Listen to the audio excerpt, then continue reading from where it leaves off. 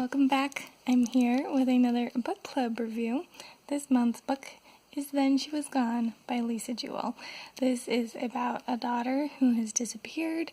The story takes place like 10 years after the fact, and then also has some past stuff interwoven based on what I've read so far, which is only 5 chapters because that's all I had to get through by the 5th of July. So here we are with that. So it's another thriller, so I was a little hesitant going in, and in some ways that was probably justified because I'm just tired of thrillers, and I hope that my book club will branch out at some point. But on the other hand, if it's only like one thriller a month, that's not the end of the world either, and probably is closer to how much I read of thrillers anyways. But yeah, so just kind of some thoughts. This first section was just getting through chapter 5 by July 5th, which I have done. So let's just talk through some of my thoughts a little bit.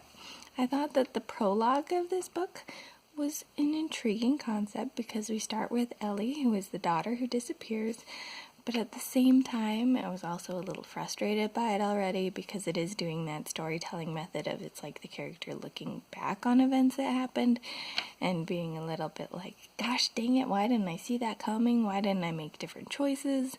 And that's one of those things in writing that kind of annoys me. I'd rather just be told like from that time frame and not have all this like foreshadowing, especially when like we know from the book jacket that yes, she's gonna disappear and obviously something happened.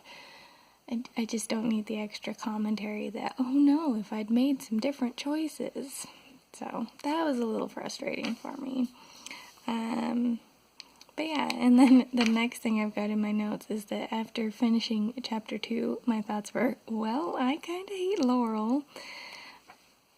So, hear me out. In this chapter, it talks about some of Laurel's feelings about her family and what's been going on.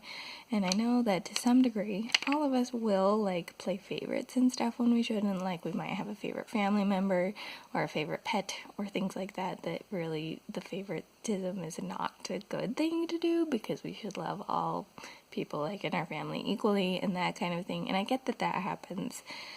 And I get that we, like, grumble about things in our life that are frustrating. In particular here, she talks about, like, smells and things that frustrate her. But on the day that Ellie disappeared, her husband had a cold. And, like, Laurel says that that's what triggered her hating him. And I was like, that's a little intense just because he wasn't coping like fully with everything because he's like fogged up by a cold. Now you just hate him. That's pretty harsh stuff. And then it talks about how she has 3 kids and her middle child is still in the house. Ellie, I don't know what age she was, but the middle child is still there, and the middle child says something to Laurel, and she's like, I wish you were the one who had disappeared. It was all in her head, but still, I was like, oh my gosh, wishing a different child had disappeared. There's like favoritism in having a favorite child, and then there's like, yikes, this is kind of bad.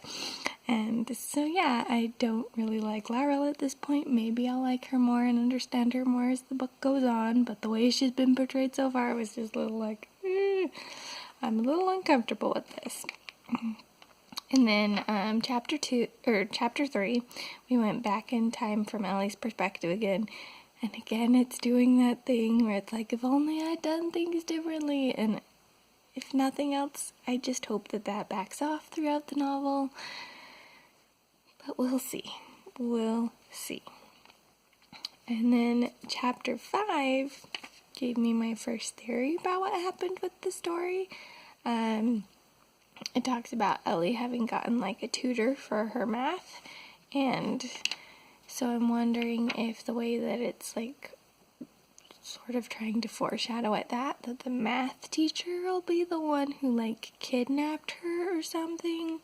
I will say that the mystery itself is kind of intriguing because Ellie went off, I think, just as like a regular school summer day kind of thing. Maybe it was the library. I forget what the exact details were, but, you know, she just goes off and she's like, I have these plans, I'll be home by noon, tells her mom that kind of a thing, and then she just completely vanishes. There's like one video of her on like the CCTV and nothing else, and so like that part really intriguing, and I hope we focus on that and kind of build into some of that, and to focus less on the characters themselves, because so far I'm not really liking any of them, particularly Laurel, we've talked about, but even like Ellie, because her perspective is always like, if only I'd done this differently, and I hadn't done this because this and this led to whatever happened, and it just being this big vague thing is very frustrating. But I am intrigued to see what happened and to find out how she disappeared and stuff, so I'll keep on reading, I'll keep on trekking. I'm glad that the chapters are fairly short. That also helps with my reading of things like this, because then it's like, just read a chapter. It's like 3 pages. You can read a chapter. And so it helps keep me progressing through it. And hopefully adventure and things will build up as we go through and also help with it as we go on. But that's that so far. If you happen to have read Then She Was Gone, feel free to let me know down below. I'd be interested on hearing other people's thoughts on it too. And I think that's all for now. This is the Umla Harper signing out.